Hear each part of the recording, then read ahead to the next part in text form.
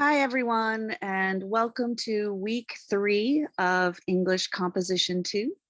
I thought I would go over what you have to do this coming week, and you can then let me know if you have any questions, send an email, or use the questions about the research proposal assignment discussion forum. First of all, in the discussion forum this week, you're going to be sharing some sources or a source that you found for your essay. So let's take a quick look. What I want you to do is add a link that you found for one of your essays. And I realize that you may not be familiar with how to do that. So let's take a look. I'm going to go over it for you. How to add a link into this discussion forum. So I'm going to go ahead and click reply.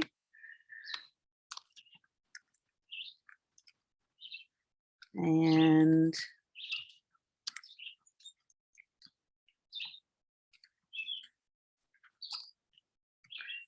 so I just wrote a quick beginning, here's a link to an article, but you should be more specific about what your article is about and what you're hoping that how you are hoping it will help you with your essay.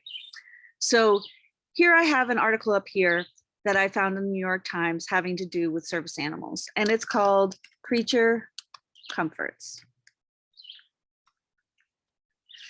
So I'm going to go into the actual essay, the actual article, and then I'm going to go to the, hold on, I'm going to go to the URL, I'm going to highlight it, click on edit, and then copy.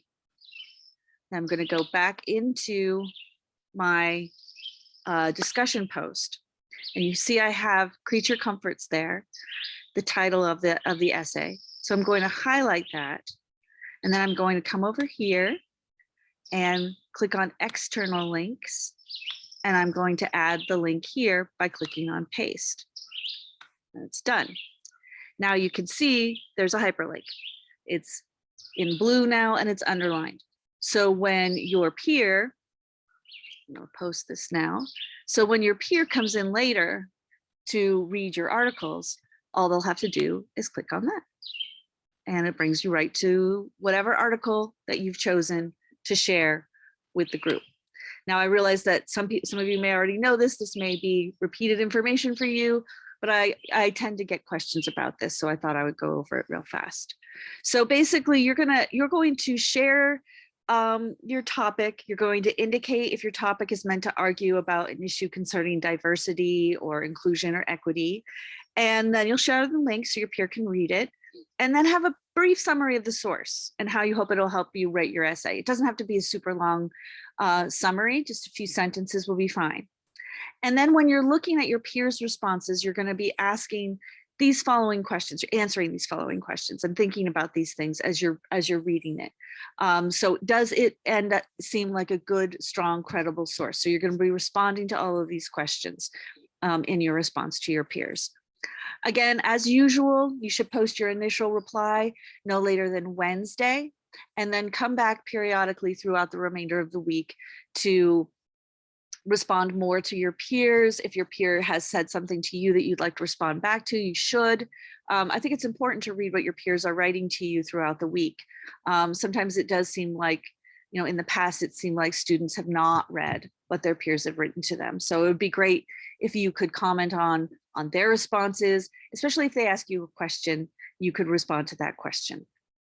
Okay, so let's go back to the list of tasks for this week. So there is an equity and equality quiz that I'd like you to take. I believe there's a video involved in that. Then you're going to do some reading in the textbook, and you'll also review the APA style of citation or the MLA style of citation, depending on which one you've decided to use for your essay. There's also a great video about using Google Scholar for academic research in case you still are looking for sources. And finally, you're going to complete the research proposal for the argument paper. Now, it's a good idea to read those instructions first. And then, as you can see, I have some samples here for you to look at if you'd like to look at those. I can also share with you maybe a student at a research proposal. So if anybody is feeling like they'd like to do that, if you could reach out, like to see that, reach out and let me know, and I'll make sure everyone in the class can see a successful research proposal that a student wrote in the past. Okay, let's see. So here are the instructions. So what you're going to do is, here's this breakdown of it. So you're going to start with a cover page. And you're not going to be using subheadings. You should be thinking of the research proposal as like a mini essay. And so after the cover page, everything should be on the same page, should be in one solid essay. You don't need to have a separate abstract on a separate page if you're using APA. It should all go together. So you're going to have that cover page with the information, your name, title of proposed research paper, submitted to, and that would be my name there. Summarize your research topic. So you're going to make sure your points are clear. State the purpose of this research paper. And it's okay to simply state that you're writing this for your instructor for English Comp 2. That's totally fine. Discuss why you chose this topic. What do you like about this topic? What's interesting to you about it? And then discuss at least 2 scholarly sources or sources that you found through Google Scholar, and make sure you're clear about what the source says about the topic and what aspect of your project it will support. Provide a relevant quote from each one, at least one quote. Please keep in mind that you are not allowed to use .com sources unless they are reputable news sources. You can't use Wikipedia or blogs. And when I say you can't use Wikipedia, I mean anything sort of like Wikipedia. You don't want to be using sources that are on, believe it or not, I have had students who've used sources that they found on basically cheating sites. They weren't themselves cheating, but they were using essays that they found on that as a source. You don't want to be doing that, okay? You want to make sure that you're using, really strong sources. Somebody asked me recently, what's one of the most important things that you're looking for in a strong source? So when, is it currency? Is it relevancy? Is it authority or accuracy? I mean, all of those things are super important, and I would say equally, but if I had to rank them, I would say credibility of the author, so authority, right? You want to make sure that the author of the source is somebody who has, published in a good place, has credentials, does seem like someone who is an expert on this topic. So you don't want to just be using anybody. So be sure to be, going back and using all the skills you learned for evaluating a source. And you're going to write a conclusion. You're going to talk about, how your plan of attack, what kinds of things you're going to do. Are you going to go to the Washington State Library? Are you going to go to a public library? Are you going to use OhioLink, which is also a really great way to access databases with other kinds of sources? Any kind of approach that you're planning to use for this research paper. Sometimes people want to interview an expert. Now, please keep in mind that you can't interview friends and you can't interview family, even if they happen to be people who know something about your topic. You cannot interview them. So you would have to find somebody else who's an expert that you could talk to about your particular topic if you wanted to interview someone. Just run it by me first before you go down that path. And then you'll have a conclusion and a works cited page if you're using MLA, or a reference list if you're using APA. You will only list the sources that you used in the proposal. So if you found a bunch of sources already, that's great, but I don't need to see those. I only need to see the ones that you've actually referenced in the proposal. So the criteria for success, this is worth 50 points. You want to make sure you're following the directions. Make sure you choose a style of citation that is appropriate for your topic. Use the MLA or APA style correctly as well as you can. Include in-text citations and a list of sources at the end. The research proposal must be 2 to 3 pages in length. Use Times New Roman 12 font and double space your work.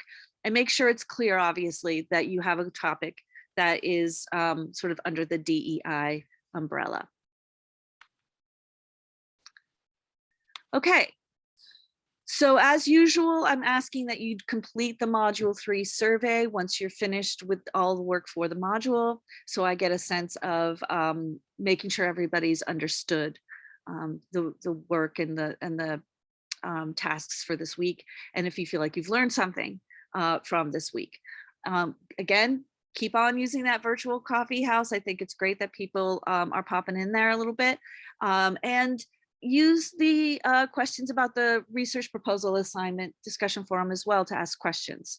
I've been happy to see that people have come up with some really good, with some great questions. Although I do want to say, please come back and read, let me know that you've read my answer, because in some cases people ask questions and I get the sense that it's really important for them to know the answer, and I give the answer, and then I don't know, the person doesn't come back and say, oh, okay, I understand it now, or doesn't ask a follow-up question, because sometimes they do, but sometimes you do, but I don't see enough of that.